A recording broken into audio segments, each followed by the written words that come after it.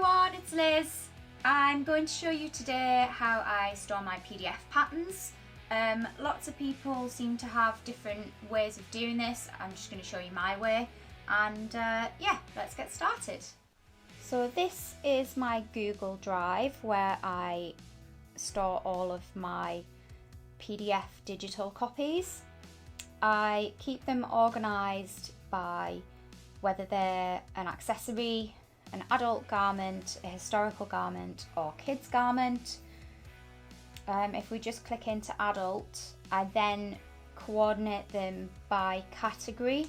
So similar if you were going shopping on the internet on a high street website, for example, you might look for it by garment type. You've got activewear and swimwear, bodysuit, which I weirdly randomly kept separate from tops, I don't know why, but there we go. Bottoms, coats, dresses, lingerie and sleepwear, romper and dungarees and tops. So if we take a quick look in something that we'll have quite a few in because some of them don't have very much in.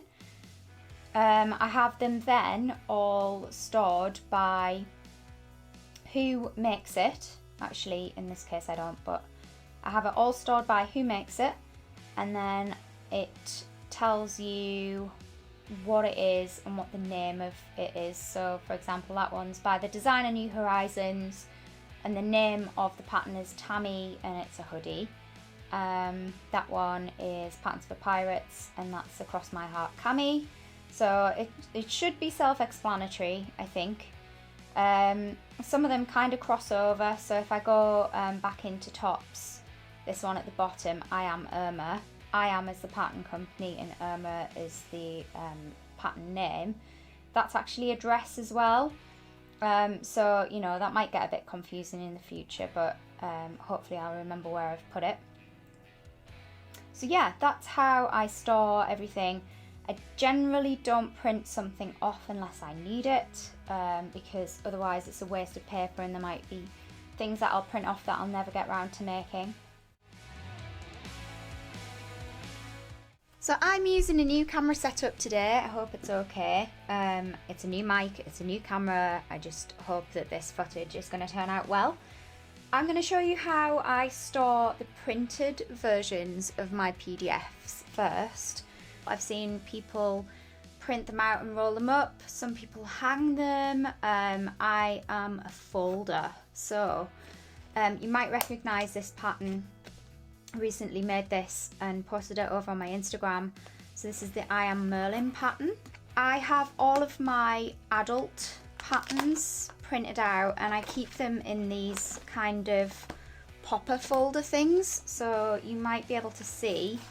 Actually these ones are my favourite ones at the moment. They have this big opening on the side and they have punched pockets that are reinforced on that side, so you can pop your pattern inside and then you can just file that away in a lever arch file.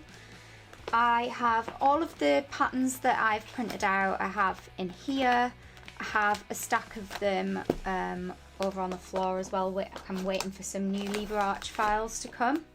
Someone was asking me as well how I actually store the printout itself. So this pattern's the Madeline Noel pattern and I don't feel too bad showing you the actual pattern itself because it's a free one that you can get from her website.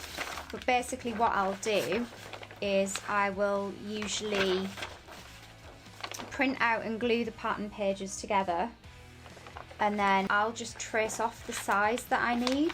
Sometimes I'll cut the pattern, so if it's like this one where all the sizes are nested inside each other, sometimes I will actually just cut out the biggest pattern piece and then I can either fold, clip and fold down to the size that I want, or I'll just trace off the size that I want.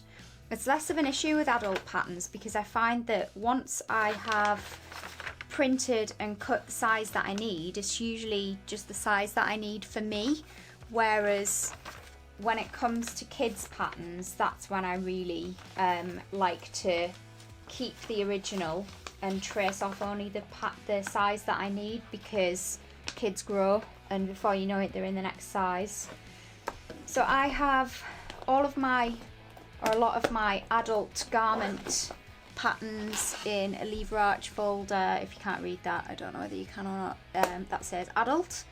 And then I have 2 more on my shelf that are labelled up and have all of the kids' patterns in them. So that's how I store a lot of my garment patterns. I have so many lingerie patterns that I have an expanding box folder as well. Lingerie patterns usually only need an A5 folder, so that's why they're in one of these little boxes instead of in a folder, because they only come in little cute little A4 popper wallets. These are the Evie Love Esme briefs, so you can see there that I've actually only just cut out the size that I need, because I know that I am probably not going to change size, or you know, not drastically anyway, so much as to want another size cutting out. And also with lingerie, because the patterns are quite small, very minimal amount of pages need to be glued together. So if it's something like that I Am Merlin cut, that was like 36 odd pages that needed to be glued together, possibly more.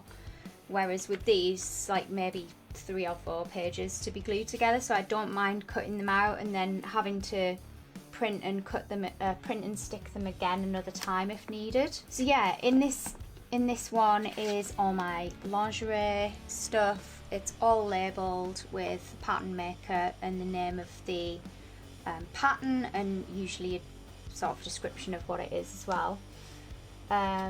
So I have all my lingerie in here. I have bras, I have corsets, and I have sportswear patterns in here as well. So you can see I have quite a lot of PDF patterns already cut out, stuck together and cut out and ready to go.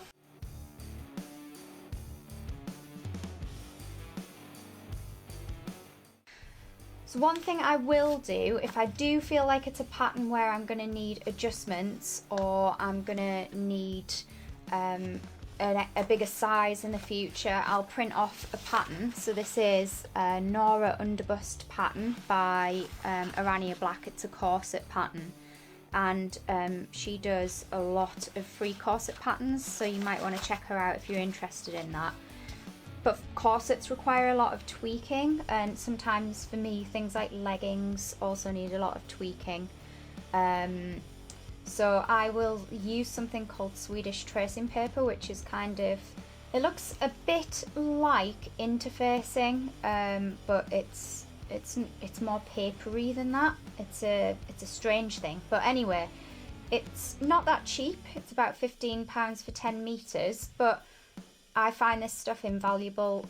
You can see through it so that you can easily trace or grade along different sizes, and you can even sew with this stuff if you want to make a mock-up out of it. So yeah, this is what I use. I use this a lot and I would highly recommend it. And all that I do is that I will keep the original PDF uncut, and then I will usually, I note that I haven't done it on this, but I will usually make notes on the traced pattern pieces, what size I traced, and which pattern piece it is. And sometimes if I'll go through like 3 or 4 versions of mock-ups, I'll just chuck all the prior versions away because I'll end up getting them mixed up. So that's how I cope with keeping the originals but making tracings. And everything gets labelled with my Dymo label maker because I absolutely love this thing. And yeah, everything looks cool with the little labels on it.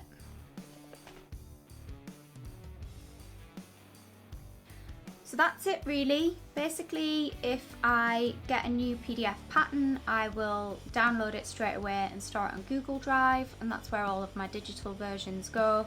I don't generally tend to print anything out straight away. I'll only print it out if I'm going to use it, and that just saves a bit of paper and storage. If I do print it out, I'll store the original in one of the popper pockets, and I will either trace off the size that I need, making any alterations that I need using Swedish tracing paper. Sometimes if I know that I'm not going to need too many alterations, or it's quite a small amount of paper to glue together, I will just go for it and cut the size out that I need. All my paper versions get folded up and stored in the punch pocket along with their Swedish tracing paper pieces, if there are any, and then all of that gets stored in either lever arch files, or it will go into like an expanding briefcase type thing, and that's it. That's all there is to it. I enjoy using PDF patterns. I'm sure there's lots, in fact I know that there's lots of people out there who really don't like them and get on with them, and that's fine. If you don't like them, you don't have to use them. I would say that they work very well for me. I'm quite an impatient sewer. I like to be able to browse for a pattern and know that it's in my inbox within 10 minutes if I want it, and then I can just get on and sew that very night. So there we go. You can also get A0 copies printed out via internet services, but to me, like, that sort of takes the edge off the spontaneity of PDF patterns as well. Like, I don't want to buy a digital pattern and then have to wait 5 days for it to arrive. So yeah, you might as well just buy a paper pattern. So yeah, that's it. I hope you all enjoyed this video. Please don't forget to like and subscribe. I took a week off YouTube last week, I was so tired after making that cut. You should check out my Instagram if you want to see what I've been up to. I will do a little roundup video at the end of October as well, that will just tell people what I've been up to, and what patterns I've been looking at, and what fabrics that I am thinking about buying. This weekend I'm going to be making a little spooky project, so I am going to be filming that, and that video should hopefully be out next week. I hate doing this. I hate committing and telling people what I'm going to do, because then the pressure's on, isn't it? But yeah, that hopefully should be ready next week. Thanks for watching, everyone. I hope you all have a great weekend, and I will see you next time. Bye!